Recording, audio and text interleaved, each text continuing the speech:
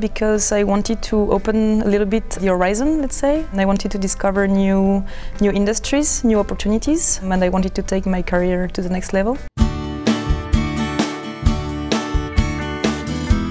What I like the most is the cultural mix in the class, I think. This is really challenging. You have to adapt every day to everyone. So that's a good part of it, because it's very intense. We spend a lot of time together.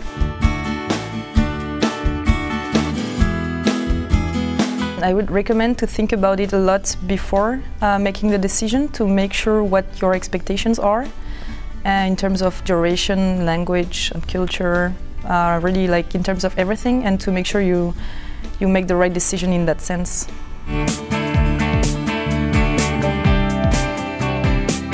My mentor is a very interesting person. He's leading an oil company here in Argentina, and he's definitely helping me open up a little bit my mind and try to find new interests in Argentina and abroad. And he's really challenging me in the sense that with him I really have to think a lot about what I want to do later. It's not just like theoretical, it is really like asking me questions and pushing me to think about it, so that's very good for me.